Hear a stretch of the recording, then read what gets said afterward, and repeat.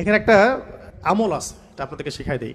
অনেকেই চায় যে আমার দোয়াটা কবুল হোক, সবাই চায় আমার দোয়া কবুল হোক। দোয়া কবুলের তো অনেক শর্ত আছে, তাই না? অনেকগুলো আমল আছে, শর্ত আছে, অনেক সময় আছে, এগুলো মোটামুটি আপনারা জানেন। তো একটা বিষয় আমি বলছি আজকে, একটা দোয়া আছে যে দোয়াটা, যে কথাগুলো দোয়ার শুরুতে বললে এই দোয়াগুলো কবুল হবে ইনশাল্লাহ, এই বিষয়ে আপনি নিশ্চিত থাকতে পারেন। যদি আপনার রিজিক হালাল হয়, ওই শর্তগুলো যদি পূরণ হয়, রিজিক হালাল হয়, বৈধ দোয়া হয়, হ্যাঁ, হারাম কিছু চাচ্ছেন না, আপনি বৈধ বিষয় চাচ্ছেন, হালাল খেয়ে চাচ্ছেন, এই শর্তগুলো পূরণ করে দোয়া করার আগে এই কথাগুলো বললে দোয়া কবুল হবে ইনশাআল্লাহ। আমি তো আর বলতে পারবো না 100% কবুল হবে, এটা তো আমার পক্ষে বলা সম্ভব না।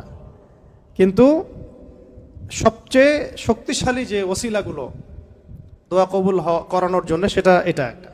আমাকে যদি বলেন যে আপনার জানা মতো সবচেয়ে বেস্ট ওসিলা কোনটা দোয়া কবুল, আমি বলবো এটাই। এটার সাথে আরো একটা আছে, ওটা আরেকদিন বলবো ইনশাআল্লাহ। সেটা হচ্ছে আপনি আল্লাহ রাব্বুল আলামিনের এই একত্ববাদের ওসিলা দিয়ে দোয়া করবেন। আল্লাহ পাকের এই তাওহীদের ওসিলা দিয়ে, একত্ববাদের ওসিলা দিয়ে দোয়া করবেন। এইভাবে বলা, পরে শুনে আপনারা মুখস্থ করে নিয়েন। দোয়া করার আগে আল্লাহ পাকের প্রশংসা করা, আলহামদুলিল্লাহটাও আল্লাহ পাকের প্রশংসা, এবং রাসূল সাল্লাল্লাহু আলাইহি ওয়াসাল্লামের প্রতি দরুদ শরীফ পড়া একবার, অন্তত একবার, চাইলে আপনি অনেক পড়তে পারেন। এরপরে যে বিষয়টা আপনি চাচ্ছেন তার আগে বলা যে আল্লাহুম্মা ইন্নী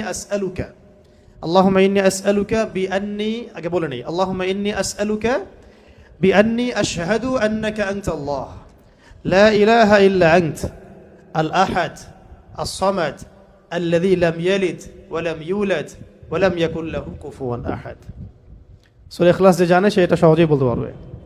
এরপরে আপনি দরুদ শরীফ পড়ে দোয়া করা শুরু করবেন, ইনশাআল্লাহ দোয়া কবুল হয়ে যাবে। এখানে একটা আমল আছে, এটা আপনাদেরকে শিখাই দিই। অনেকেই চায় যে আমার দোয়াটা কবুল হোক, সবাই চায় আমার দোয়া কবুল হোক। দোয়া কবুলের তো অনেক শর্ত আছে, তাই না? অনেকগুলো আমল আছে, শর্ত আছে, অনেক সময় আছে, এগুলো মোটামুটি আপনারা জানেন। তো একটা বিষয় আমি বলছি আজকে, একটা দোয়া আছে যে দোয়াটা, যে কথাগুলো